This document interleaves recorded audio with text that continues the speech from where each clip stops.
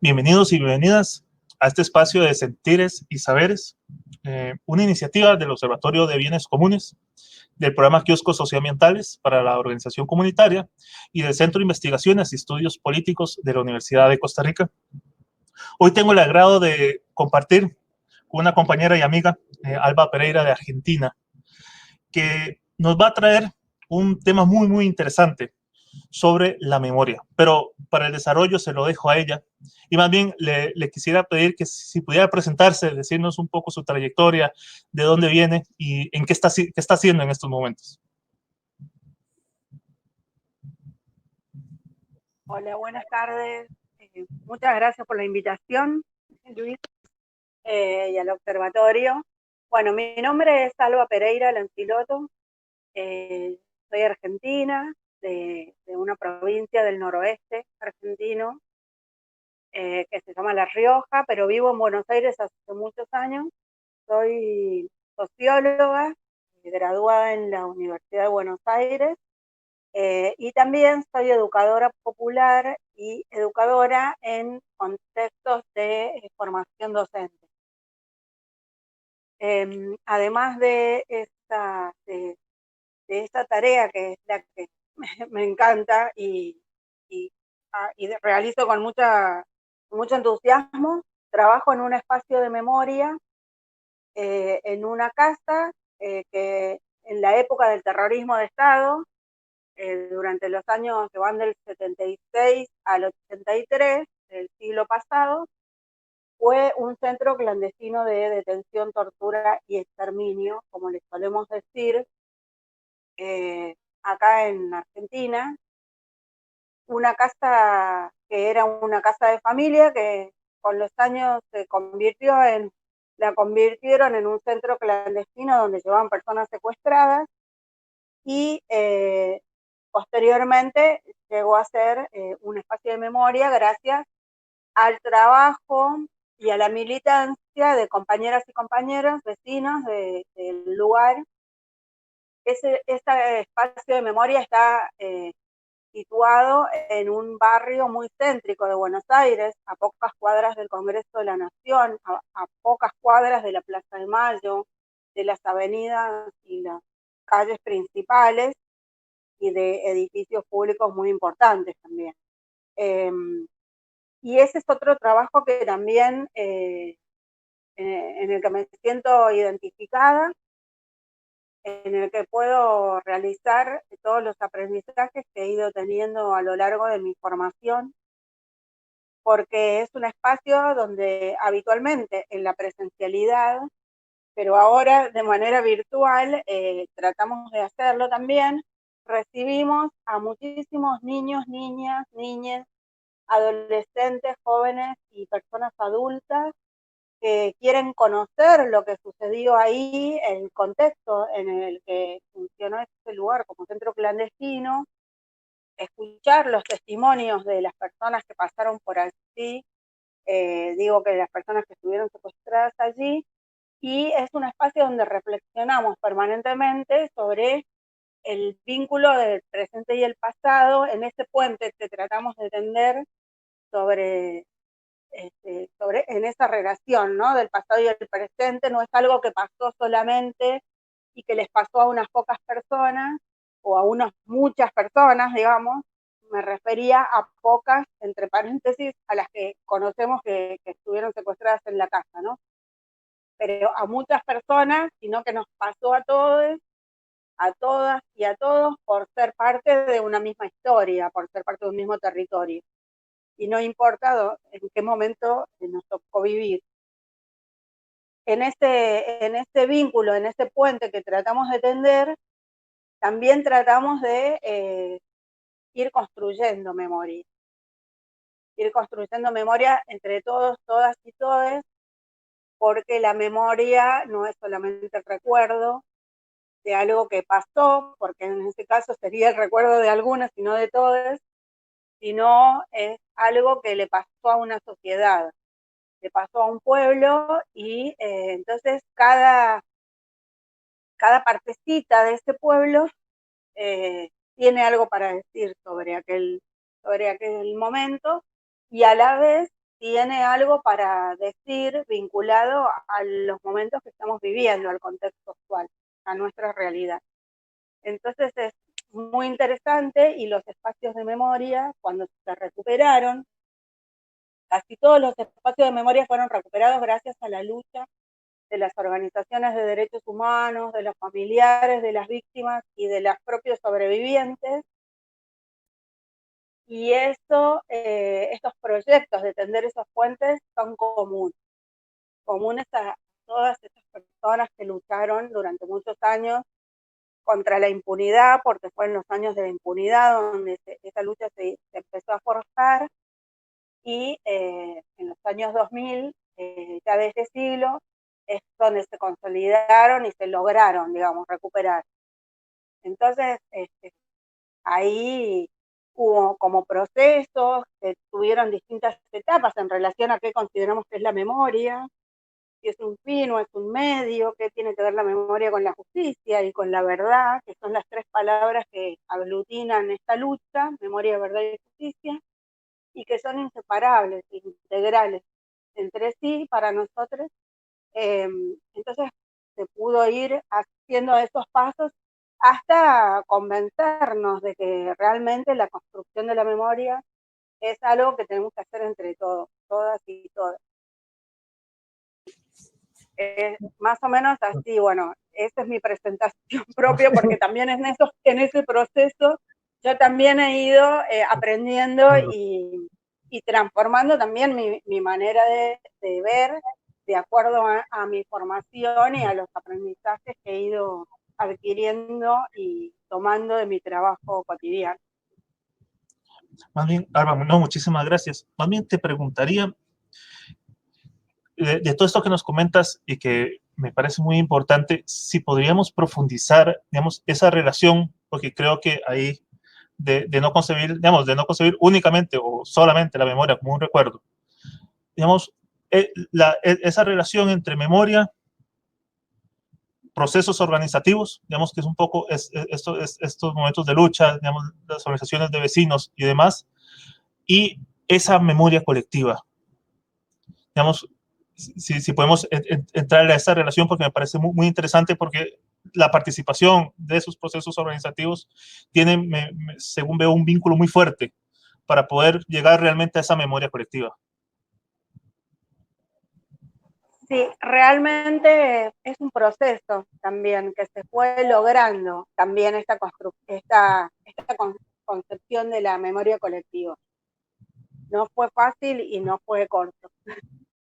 En un principio, te hago así como un raconto rápido, en un principio la memoria estaba relacionada solamente con los familiares que estaban, o sea que después de los años de la dictadura, continuaron en la búsqueda de sus hijos, de sus hijas, de sus nietos, nietas, nietes y familiares, ¿no? Y otros familiares. Pero se consideraba que la memoria estaba vinculada a lo testimonial y era algo de ciertos sujetas que eran los que podían dar cuenta de algo que les había ocurrido, ya sea porque ellos mismos habían estado secuestrados, o porque eran las madres o las abuelas o los hermanos, hermanas. Las hermanos y hermanas es muy interesante, lo dejo a un costadito porque aparecieron después. Y posteriormente los hijos y las hijas.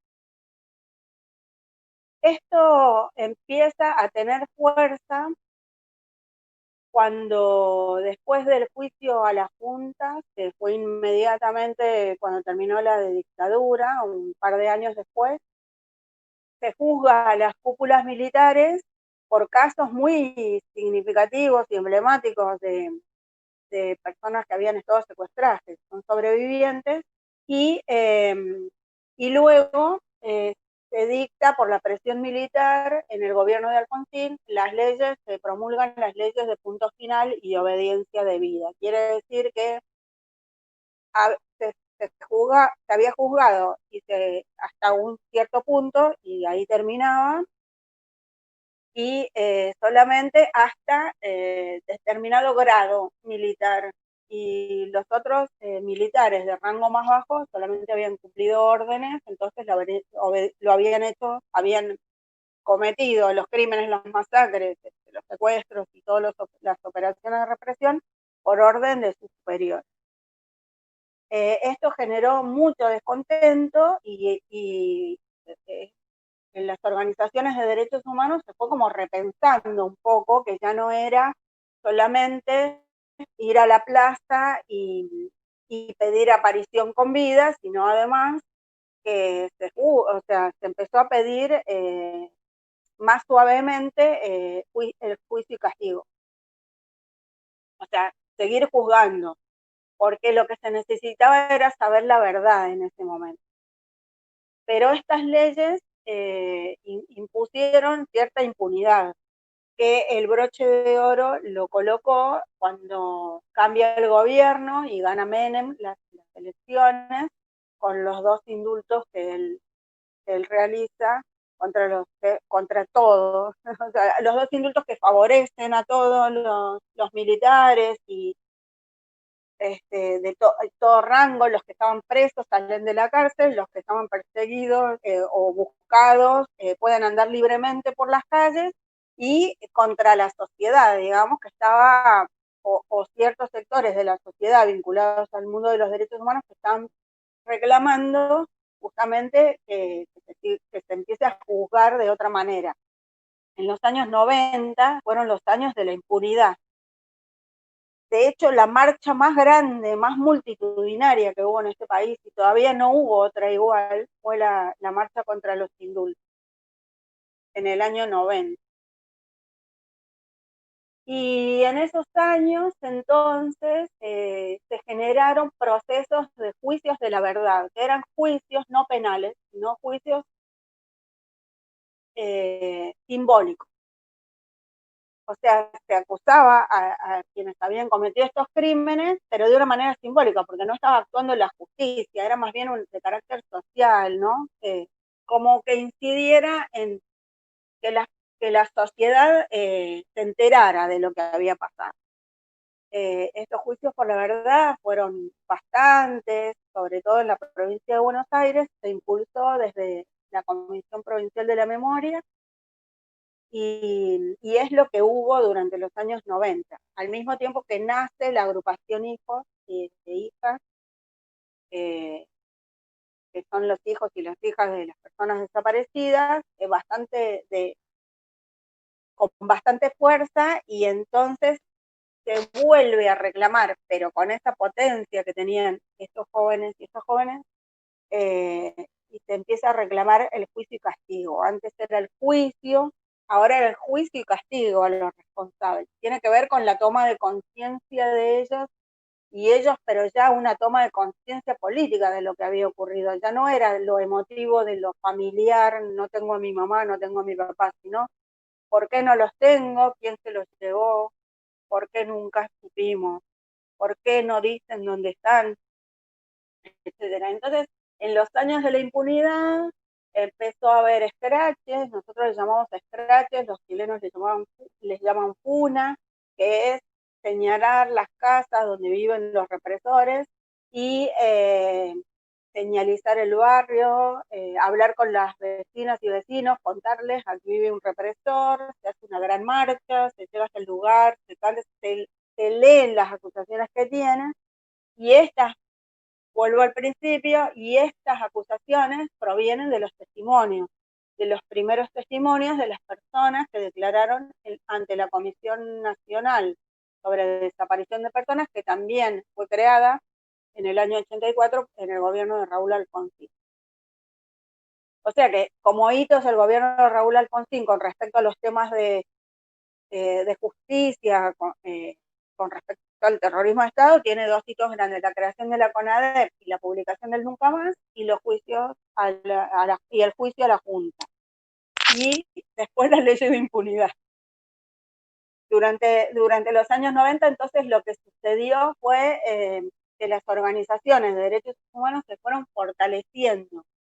Y en esos años de impunidad lo más fuerte de esa construcción que se iba haciendo eran los testimonios.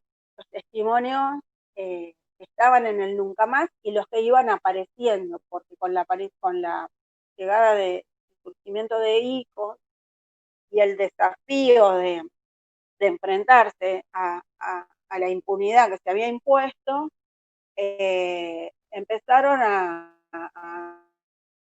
empoderarse muchos compañeros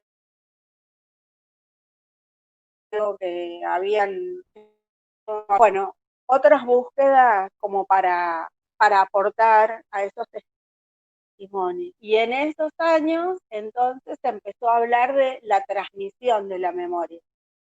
Pero esta transmisión de la memoria se estaba haciendo a través de esos testimonios, que eran de algunos sujetos que habían sido víctimas, o que eran familiares, o que habían sido compañeros.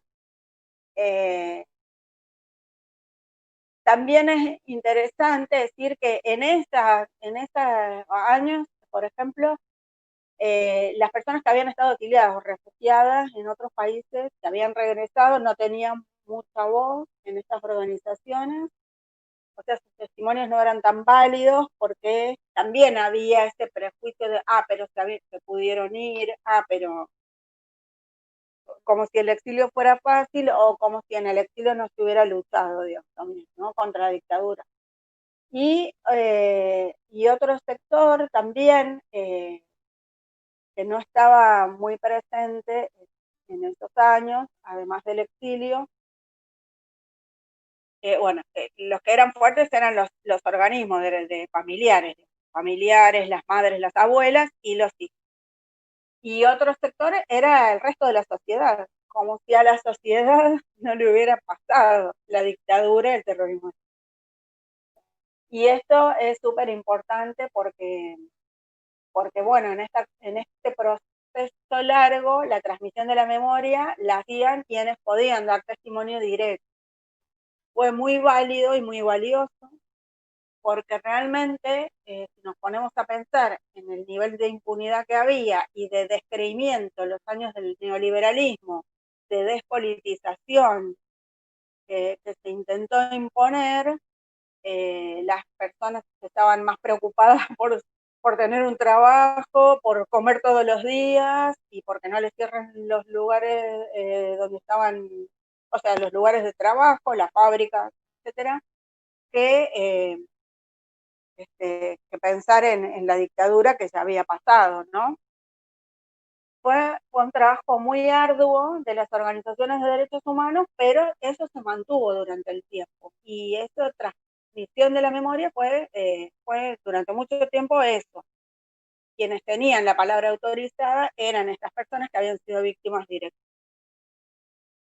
Bueno, que también contribuyeron a identificar los lugares donde habían estado secuestrados, a identificar otros compañeros que, ¿no? Porque se tenían unos listados, pero se fueron reconstruyendo listados. Y a partir de los años 2000,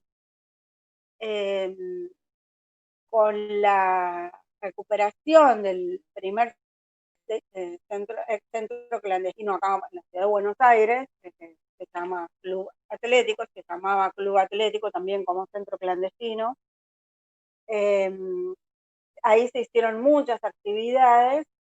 Empezaron a participar otros actores, otras actoras de la sociedad, que eran los vecinos y vecinas de ese lugar.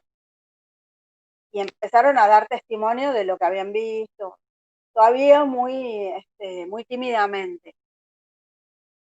Bueno, yo creo que la construcción de la memoria como tal llega a reconocerse como tal ya entrado en los años 2000, no hace mucho, todavía nosotros no descartamos el concepto de transmisión, pero reconocemos y consideramos muy importante el concepto de construcción a partir de una socióloga que estuvo desaparecida en la ESMA, Pilar Calveiro, que ella en sus libros, bueno, ya me va a salir el nombre, menciona que todo el país fue un gran campo de concentración y que el terror entró en las casas de cada uno y cada uno de nosotros. Entonces todas las personas tienen algo para decir sobre lo que sucedió. Por un lado, en aquellos años, ¿no? Entonces se empieza como a reconvertir ese concepto de transmisión en un concepto más amplio de construcción. Ahí ya empiezan a participar todos estos actores y actoras que son los vecinos, las vecinas, otros familiares, y surge un grupo muy interesante que son los hermanos y hermanas de las personas desaparecidas, que no habían tenido hasta ese momento voz o escucha. Quizás la voz la tuvieron, pero la escucha no la tuvieron los suficientes. Los hermanos y hermanas se empezaron a organizar también para contar desde su lugar lo que había, cómo habían vivido ellos estas situaciones de secuestro y desaparición de sus familias, de sus hermanos. Es otra voz interesante porque en el fragor de la lucha por buscar a sus hijos, las madres dejaron un poco a los otros hijos, ¿no? Y no los acompañaban porque tenían miedo, porque hacían otras actividades o porque preferían que no exponerlos, estos hermanos y hermanas sintieron como cierto tipo de, bueno, somos secundarios en esta historia, ¿no? Y entonces empiezan también a cobrar fuerza y a reunirse y a dejar su voz. Son otros actores y actoras que empiezan a aparecer en este contexto. Y finalmente también en otros sectores más, digamos, más de colectivo, como pueden ser las escuelas, las instituciones escolares, los sindicatos, las gremiales o las organizaciones no solo políticas, sino sociales, en los barrios o en los lugares de trabajo, ¿no? Como por ejemplo en las asociaciones de los empleados de bancos o en las asociaciones de empleados de otros sectores de trabajo. Y empiezan a agrupar y empiezan como a necesitar, porque fue una necesidad, de empezar a recuperar los nombres de sus compañeros y compañeras desaparecidos. Y para recuperarlos se necesitaba la voz de ellos mismos también, porque los desaparecidos no podían decir quiénes eran. Había que traerlos. Entonces, a través de anécdotas, de cosas muy pequeñas, quizás de anécdotas, de pequeñas, de recordar ciertos diálogos, de recordar ciertas actividades y actitudes inclusive de estas personas, se empieza a recuperar eso. Y ahí empieza como la conciencia de que todos tenemos algo que decir, de que la construcción de la memoria, de que la memoria no es un fin, el fin es la justicia, sino que la memoria la reconstruimos entre todos para poder llegar a esa justicia, para avalar los testimonios y para dar cuenta que eso nos afectó a todos, porque el secuestro de alguien, aunque no sea de mi familia, pero sí es un compañero de trabajo, pero sí es un vecino, pero sí es un dirigente o un militante de la otra cuadra, ¿no? De un ámbito determinado, sí era importante en nuestras vidas. No por la persona en sí misma, ¿sí? Ya el ser humano es importante, porque tenía un proyecto político, tenía unos ideales por los cuales luchaba, y en esos momentos todavía sin pretender, digamos, analizar y reivindicar los proyectos políticos, pero sí curiosear un poco y bucear un poco qué era esto, por qué estaban desaparecidos. Y ahí empieza a surgir esta conciencia de la gestión colectiva, que todavía es algo que nos cuesta muchas veces. Alba, te quería preguntar, digamos, a raíz de lo que comentabas de esta parte, digamos, de esta reivindicación que inicia siendo testimonial, porque era el recurso inmediato que estaba. Digamos, para preguntarte por algo que me llama mucho la atención, por los territorios que puede tener esta memoria colectiva. Ya no digamos como esa parte más personal, etcétera, sino en esta otra versión en donde ya se involucran estas otras voces que tienen algo que decir, esos territorios que tienen, digamos, la memoria, porque, digamos, uno podría decir o podrían decir, así, pues bueno, entonces nos reunimos un día y conversamos y para. Pero, digamos, por lo que yo he sentido y por lo que viví, digamos, hay una importancia muy fuerte de tener, por ejemplo, como en el centro donde haces parte de tu trabajo, que era una casa, digamos, de reclusión, que hay una necesidad de tener ese espacio, de saber que ese espacio correspondía a algo determinado, que tiene digamos, su historia. Entonces, esos territorios que tienen, digamos, la memoria, además de la parte narrativa, sino que también, no sé, por eso te consulto, si uno podría hablar que esta memoria colectiva ocupa también espacios físicos para que exista, para que ese intercambio, esos diálogos, esos recuerdos también adquieran otros niveles. Te dejo la pregunta. Sí, por supuesto, claro. En este mismo camino que yo te venía contando, empezó también la necesidad de reconocer estos lugares, estos espacios, que son como territorios propios donde se pueden dar estos diálogos acerca de lo que nos pasó y lo que nos pasa, como decía al principio, de estos puentes entre pasado y presente. ¿Por qué? Primero porque la palabra recuperación por ahí está muy discutida, pero bueno, es como poder ocupar de otra manera esos espacios y reconvertir su significado, ¿no? Su significante también. Pero también surgió la necesidad de, no solo por la cuestión material, que también es importante, sino porque para que estos espacios contengan estos diálogos, este diálogo entre el pasado y el presente. Y para que, obviamente, uno de sus mayores sentidos es para que se sepa a partir de conocer lo que pasó en ellos, dentro de ellos,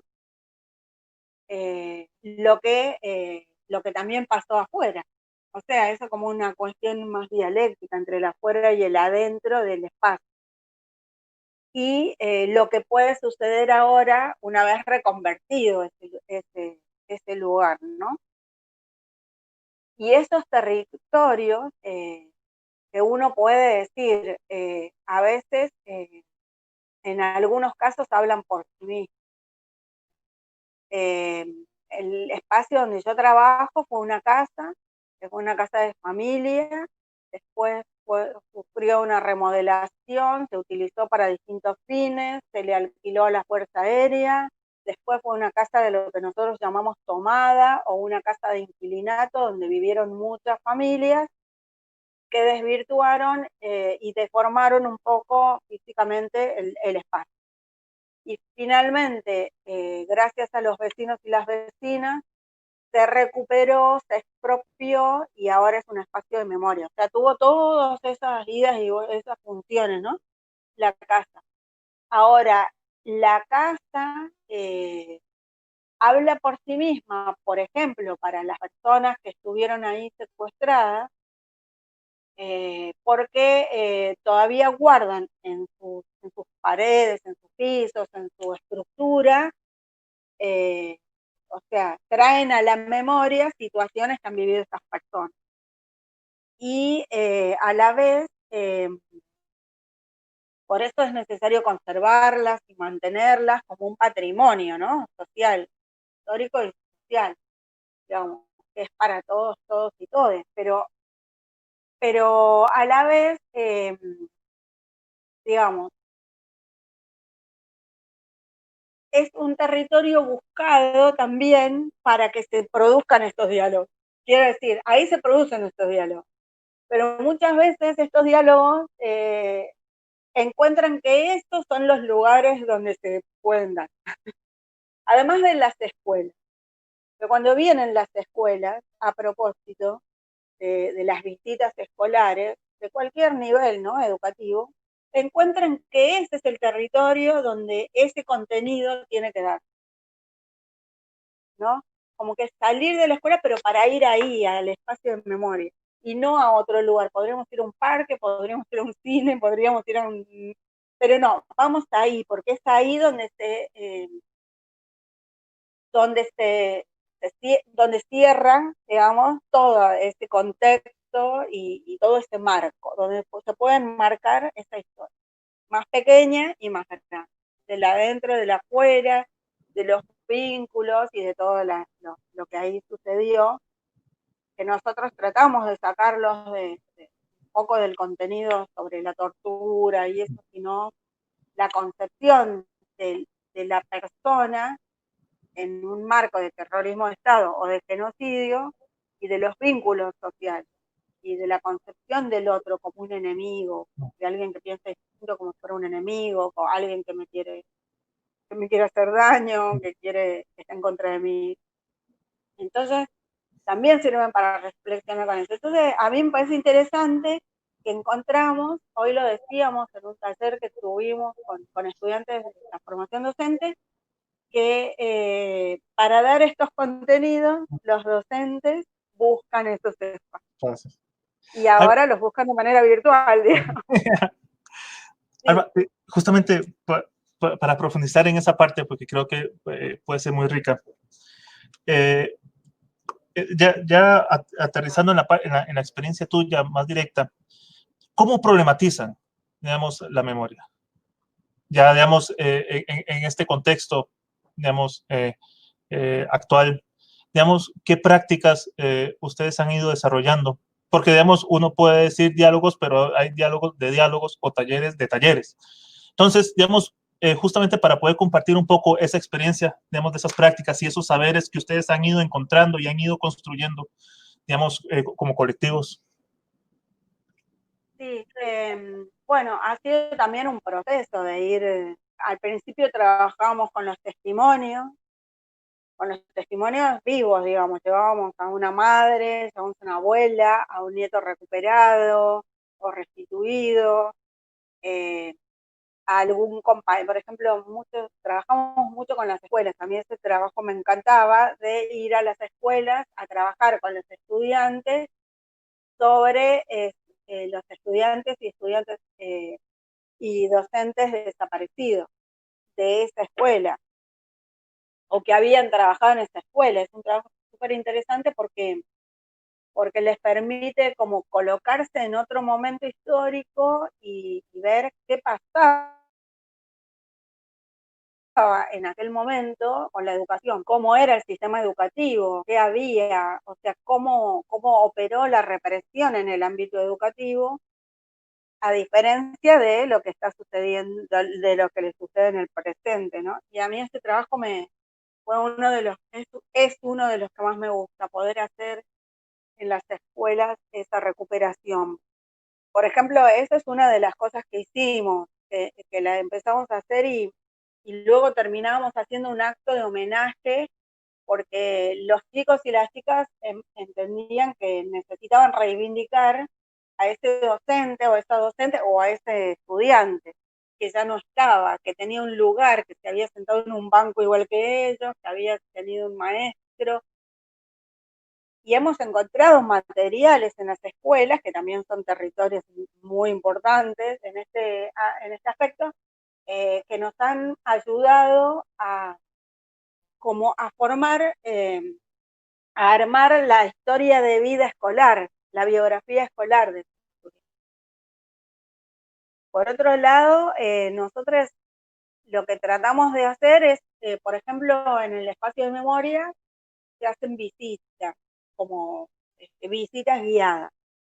En esas visitas tratamos de ver cómo se consideró a lo largo de la historia del siglo XX o por lo menos hasta el momento en que funcionó el centro clandestino, terminó de funcionar, la consideración de clase social de las con respecto a las personas, porque la casa donde funcionaba Virrey Ceballos era una casa bastante de personas bastante ricas o con bastante poder adquisitivo, y tiene una estructura muy particular, que es todas las habitaciones grandes hacia adelante y en el fondo minúsculas habitaciones de 2x2, donde estaban las personas que servían a la casa, el personal doméstico, que se desplazaba por otros pasillos, por otros lugares de la casa y no habitaba los grandes salones, los grandes espacios de la casa.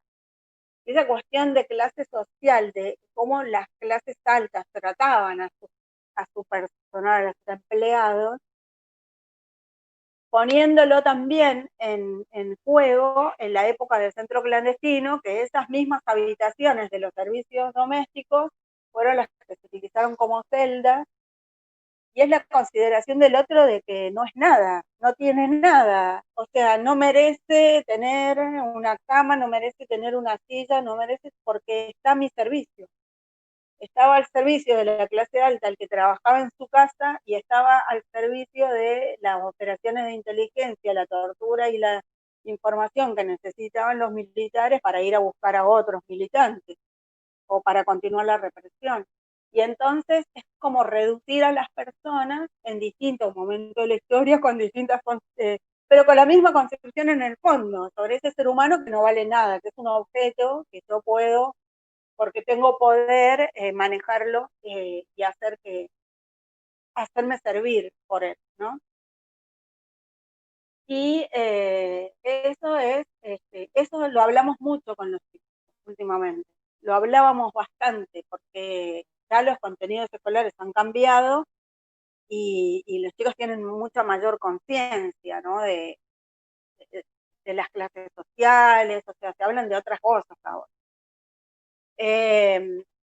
Después, otra cuestión que fuimos aprendiendo es a jugar con ellos, con ellas, a contarles cómo era nuestra vida cotidiana, quienes somos mayores, los mayores que trabajamos en el sitio, porque hay gente más joven que no vivió en ese momento, en esa época, cómo vivíamos en la cotidianeidad, cómo eran nuestros vínculos con los vecinos, con las vecinas, en las escuelas, qué hacíamos, qué no hacíamos, cómo podíamos, cómo nos vestíamos, cómo nos obligaban a vestirnos, lo que teníamos que callar, o sea, las formalidades de la vida cotidiana, que son absolutamente contrarias a cómo viven ellos ahora, ¿no? Inclusive hacemos comparaciones de cómo van vestidos ahora a la escuela y que eso era impensable en aquella época, o sea, como para que tomen una dimensión de la gran diferencia, pero sobre todo porque en este puente de unión del pasado y del presente ha habido tanta lucha para lograr muchas cuestiones, hasta inclusive la cuestión de cómo ir a la escuela vestido, el uniforme escolar, o sea, las cosas que se permiten, ¿no? Y eso lo hacemos siempre porque a las chicas les encanta, pero a la vez pueden entender y también en primera persona pueden entenderlo, porque se lo contamos quienes lo vivimos, los otros compañeros no participan porque no lo vivieron. Entonces también ellos pueden participar desde otro lugar, como fue en su momento, ¿no? Todas estas idas y vueltas. Pero sobre todo también trabajamos mucho el tema de los derechos, cómo se han ido conquistando esos derechos, cómo se ha ido retrocediendo también a veces en el reclamo y la lucha por los derechos humanos, cuáles son las conquistas que hemos tenido, cuáles son las que nos han quitado, pero que después hemos vuelto a conquistar de otra manera, y que eso no es mágico, sino que eso es porque las personas se organizan, porque reivindicamos en cada sector, reivindicamos ciertas bueno, esos derechos que nos pertenecen por ser personas, como dice la Declaración Universal de los Derechos Humanos, pero también vamos encontrando que a medida que se van dando otras necesidades, hay nuevos derechos para conquistar y que no están escritos en esas declaraciones y en esos pactos internacionales, pero que son válidos y que tenemos que ir a buscarlos. Pero que eso solamente se logra de manera organizada, de manera orgánica, buscando la unidad de los sectores que están intencionadamente caminan hacia ese horizonte y entonces, bueno, también poner, mientras somos estudiantes, vamos a luchar por los derechos estudiantiles, el boleto estudiantil, hay en este momento la conectividad. Tantos niños y niñas y adolescentes que no han podido tener clases porque no tienen, sus casas no tienen conectividad o no tienen el celular siquiera que les permita, ¿no? Conectarse. Entonces, eso pasa en todo el mundo. Este tipo de cosas, ¿no? Entonces vamos como también resignificando aquello que en su momento fue el boleto estudiantil, ahora es la conectividad, podríamos decir, ¿no? Aquello que en su momento era algo, ahora ya se reconvirtió, pero es un nuevo derecho que tenemos que conquistar y que nadie lo va a conquistar por nosotros. Y entonces ahí siempre nosotros tenemos como símbolo muy fuerte, que también como un bien común, a las madres de Plaza de Mayo. ¿No? El pañuelo blanco es la expresión de no parar, de haber seguido el camino. Y eso es muy fuerte para y las chicas. Eso es muy fuerte porque no lo pueden negar, porque hay una evidencia que marca en la historia. En todos momentos históricos, a partir de la dictadura, estuvieron las madres de Plaza de Mayo con sus reclamos, con sus conquistas y también con sus derrotas, como todos y todas, pero sobre todo con sus conquistas.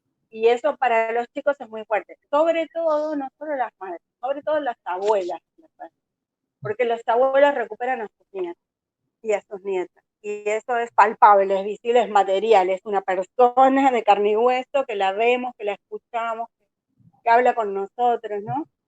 Entonces, todo eso hemos ido aprendiendo a incorporar en nuestros diálogos, que yo les digo diálogos, también son debates fuertes, porque también en las escuelas hay de todo, y sobre todo ahora lo estábamos incorporando y también relacionando mucho con el tema de las migraciones, ¿no? De la discriminación que existe con respecto a los migrantes y a las personas migrantes y con respecto no solo a la discriminación, sino con respecto al derecho a las migraciones. O sea, que nuestra Constitución dice que toda persona que habita en nuestro suelo, no importa si nació o no nació, tiene los mismos derechos que cualquiera de nosotros. En las mismas escuelas donde se dan esos estallidos medio discriminatorios con compañeros, compañeras migrantes, ya sea de docente o en los lugares de trabajo, en la calle, hay que empezar a poner de nuevo, volver a poner como estas muletillas, como el artículo de la Constitución, para generar conciencia. Entonces, los diálogos sirven para generar conciencia, para debatir y poner sobre la mesa que no queremos que todo el mundo piense como nosotros, pero que necesitamos que para que uno tome una decisión sobre qué es lo que quiere pensar o qué posición o qué va a hacer en su vida, qué decisión va a tomar en su vida, que por lo menos tiene que conocer la historia que se negó durante mucho tiempo. Ahora estamos con un problema, esto me parece interesante decirlo, ahora hay un problema acá a nivel de la Ciudad de Buenos Aires, porque hay una ministra de Educación que está promoviendo el espionaje por parte de las familias hacia los docentes, porque ella dice que en el aula el maestro cierra la puerta y baja línea ideológica y les llena la cabeza a los chicos con ideas que no deberían. De izquierda, no lo dice, pero lo piensa. Claro, y que los padres no pueden hacer nada contra eso, pero que si los padres indagan con sus hijos, entonces se habilita un teléfono en el Ministerio de Educación para denunciar, para que los padres denuncien a los maestros. Estamos en el siglo XXI y estamos a 45 años casi bueno, del golpe de Estado, pero a otros tantos años de que terminó la dictadura y quizás superamos un montón de este tipo de cosas, y ella vuelve con toda esta movida que hay de la derecha y todo eso, vuelve a instalar esta cuestión tan nefasta del espionaje, de hacerse buchón, como decimos nosotros, y de que los chicos empiecen como a sospechar de sus maestros. No va a suceder, pero digamos, ella ya lo instaló y hay mucha gente que le cree y que tiene que ser así. Ya lo hicieron cuando fue la desaparición de Santiago Maldonado y fracasaron, pero me parece interesante poner en debate con los estudiantes estas cuestiones. Alba, Porque también cuando vamos a luchar por el derecho a la educación, es por el derecho a tener memoria de otra educación que hubo en distintos momentos y que no es la que nos están tratando de imponer, ¿no? Desde el gobierno de la ciudad. Estoy hablando de la ciudad de Buenos Aires, que es autónoma y tiene su propio gobierno. Alba, aprovecho también para que podamos ir cerrando y no usar mucho de tu tiempo, porque sé que estás con otras labores.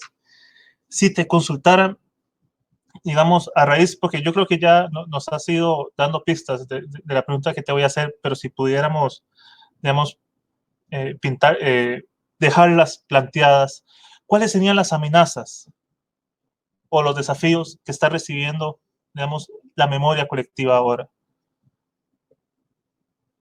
Bueno, voy a dividir, voy a separar. Amenazas, bueno, por ejemplo, este ejemplo que te acabo de poner de los dichos de la ministra de Educación, que no son solamente de ellas, y de todas esas personas que alegremente salen a la calle a manifestarse en su momento cuando estábamos de aislamiento más obligatorio y más profundo, digamos, que salían de todas maneras a protestar contra las medidas del gobierno, como que no les interesaba nada, reivindicándose como partícipes o adherentes o simpatizantes de la dictadura. De hecho, con remeras que tenían la cara de Videla o dichos así fascistas. Eh, las amenazas, bueno, las amenazas, yo confío en que son solo amenazas. Actualmente es que los militares quieren como posicionarse políticamente de alguna manera, como al costado, pero también incidiendo en estos sectores de derecha, en la desestabilización. Es una amenaza, aunque realmente la capacidad de reacción que tenemos acá en Argentina por el acumulado que hemos ido construyendo es rápida y se desarticula fácilmente, pero ante la insistencia todavía hay mucha gente que adhiere a esas prácticas. Entonces, es una amenaza que está latente ahí. En algún momento se volverá a hacer ver. Hace poquito se hizo ver y fracasó enseguida, ¿no? Pero es una amenaza, por ejemplo, que estos sectores que están cuestionando a la justicia logren que se paren los juicios. Podría ser una amenaza. Yo no lo veo tanto como una amenaza que ya ahí tenemos que salir, porque realmente no es así tan fuerte, pero está ahí como en la nebulosa y siempre aparece de alguna manera. Después, sí, una amenaza grande es la indiferencia que va adquiriendo la sociedad frente a un montón de situaciones, eh, justamente porque las condiciones que tenemos en este momento, como pasa en muchos países, no son las mejores económicamente. Se han desarticulado muchas organizaciones, digamos, su trabajo cotidiano. Entonces, el asistencialismo por un lado y la indiferencia ante problemáticas como la discriminación contra los migrantes, sobre todo contra migrantes senegaleses, la discriminación o algunas reivindicaciones de los sectores, no te voy a decir de izquierda, pero sí del ámbito de los derechos humanos y eso, esa indiferencia puede ser una amenaza porque porque entonces tira un poco, tira al suelo un montón de logros que se hicieron y que hay que volver a empezar a instalarlo, diría yo, ¿no? Por ejemplo, en el sector de la educación, que es con el que más trabajamos nosotros, ahora que se quiere volver a abrir las escuelas, pero a los chicos los colocan como en burbujas, aislados entre sí, que no tienen contenidos y que entonces es como cada uno vaya individualmente a salvarse, ¿no? El sálvese quien pueda, como es una etapa donde se quiere imponer ese sálvese quien pueda y también esto de que no me importa nada del otro. La consideración, la indiferencia y la consideración del otro como un enemigo, como un antagónico, podrían ser unas amenazas si no accionamos rápido, si no respondemos y reaccionamos de manera urgente, digamos, cuando suceden cosas así. Por suerte, como te decía, eh, el desafío es seguir construyendo, porque nosotros tenemos la capacidad de responder. Quizás no salimos a la calle masivamente porque no se puede y respetamos eso. Hay sectores que sí están saliendo, de la izquierda digo, o del progresismo, pero no, o sea, respetando los protocolos, respetando el distanciamiento y no masivamente, pero sí tenemos una capacidad de responder. Enseguida un comunicado, enseguida algunos medios alternativos, enseguida estamos ahí. Como desafío es seguir construyendo, seguir buscando, primero, revincularnos de la manera que sea y que nos permita esta pandemia para seguir debatiendo y que no se termine este diálogo, esta relación que venimos entablando con distintos sectores. Yo más que todo hablo con los sectores de la educación, ¿no? Porque es ahí donde se da el proceso de la construcción de conocimientos. Y también desafío es seguir, bueno, en el caso de nuestro particular, de los derechos humanos, y para que continúen los juicios, es un desafío siempre, siempre, porque siempre hay quien te dice que hay que dar vuelta a la página y entonces es cuestión de no poner la mano en el libro para que no se dé vuelta.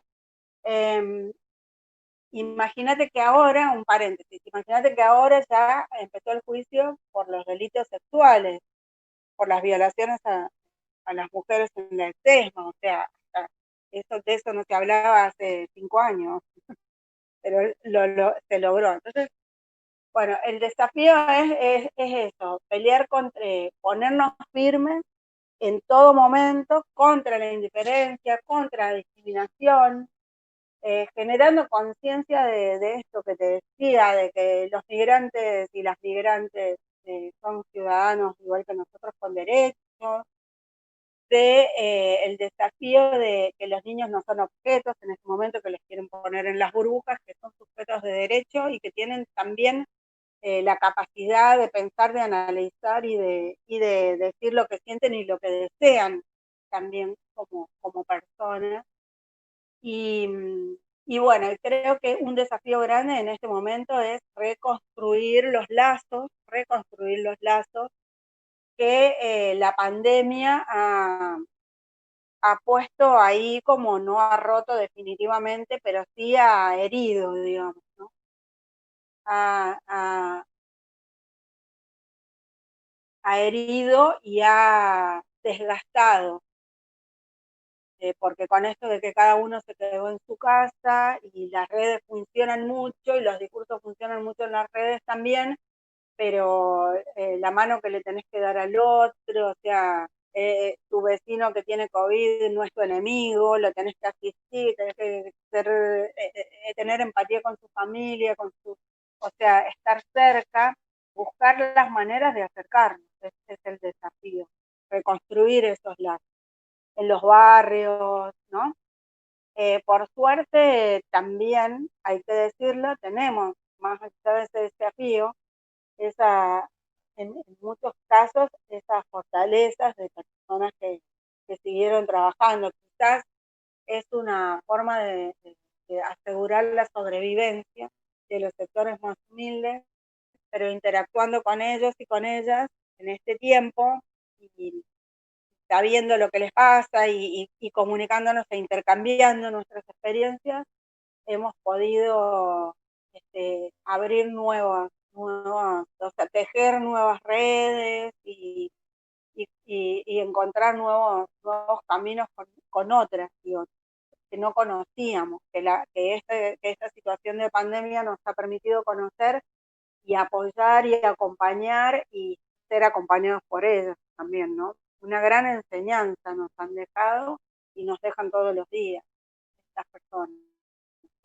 Bueno, y ir aprendiendo nuevas formas o sea, nuevas maneras de seguir conquistando otros derechos y a través de otros formatos, que no sé cómo decir, no, capaz nos salimos a la calle, a la Plaza de Mayo, como salimos 4 años durante el gobierno de Macri todo el tiempo a gritar y a reclamar, lo haremos de otra manera, pero todavía hay muchos derechos por conquistar. Y eso está relacionado con la memoria, no solo porque la memoria es la que nos evidencia que todo lo que hemos logrado se ha logrado porque tenemos memoria, sino porque la violación a los derechos humanos en los años del terrorismo de Estado implicó esa pérdida de la memoria colectiva de lo anterior. Bien. Y hubo que empezar desde cero a reconstruir. Y bueno, nosotros somos críticos a esa concepción, ¿no? Alba, más bien agradecerte mucho, digamos, tu tiempo, tu generosidad, tu palabra, digamos, que nos diste. No sé si quieres darnos algunas palabras de cierre para todos esos procesos organizativos que de alguna u otra manera quieren empezar a explorar esto, digamos, de defender, digamos, y encontrarse en esa memoria colectiva. Sí, sí, bueno, yo creo que todos los seres humanos tenemos comunidad, o sea, por más que no lo veamos, entonces en el momento que somos conscientes de que tenemos comunidad, que generamos comunidad, en esa comunidad es necesario empezar a ver, es bueno, no voy a decir es necesario, suena medio soberbio, es bueno empezar a ver cuáles son los puntos que nos unen, pero no hacia el futuro solamente, sino desde el pasado, desde nuestra vida anterior, de nuestros ancestros, de nuestros anteriores, qué cosas pasaron para que esas comunidades existan o se diluyan y después vuelvan a existir de otra manera reconfiguradas. Y bueno, qué pasó en este proceso y qué podemos rescatar de eso. Y construir nuestras nuevas organizaciones sin dejar pasar esos acumulados que se fueron construyendo. Porque como decía Rodolfo Walsh, nos han enseñado que la historia siempre empieza y termina cada vez, entonces es muy difícil seguir el hilo histórico, ¿no? Entonces, de esa manera las organizaciones vamos a tener más fuerza para poder luchar, ¿no? Y por ejemplo, bueno, a nosotros nos sirve esto que te decía, el pañuelo de las madres para nosotros es como el bien común que nos aglutina en esta lucha, así como en las comunidades campesinas, en las comunidades rurales, son otros los bienes comunes que hacen que nos preguntemos sobre qué pasó, por qué llegamos a este momento, cómo llegamos a este momento y qué podemos hacer para revertir esas situaciones, ¿no? Un poco sistematizando nuestra historia y sistematizando nuestras experiencias de vida en comunidad, porque no podemos hacerlo solas, tenemos que hacerlo organizadamente para tener fortaleza y después buscar la unidad, no solamente con los que piensan como nosotros, sino con aquellos que buscan un horizonte común, que quizás su camino va a estar al costado, va a ser más angostito o más ancho, pero que vamos hacia un horizonte común. En vez de pararnos a mirar las diferencias, lo que nos separa, empezamos a mirar lo que nos une, y esto nos han enseñado mucho en Cuba, ante algo que nos está apretando, nos unimos todos como un bloque y salimos adelante a pesar de todas las dificultades. Me parece que eso es lo que el ideal, es lo que tenemos que hacer todos, pero no solamente nosotros, también acá en Argentina. Todavía nos falta, muchos estamos en eso y cuesta un montón, pero es lo que creo que lo que nos va a llevar a un buen horizonte, digamos, a un horizonte más humano, a un horizonte más digno, más de hermanos, de hermanas, ¿no? Más bien, muchísimas gracias, Alba. Y espero que la próxima vez que nos veamos esté cerca. Muchísimas gracias y un gran abrazo. Te esperamos por acá, entonces. Bueno, yo creo que hablé mucho, pero no, para nada. Bueno, espero que haya servido. Muchísimas gracias.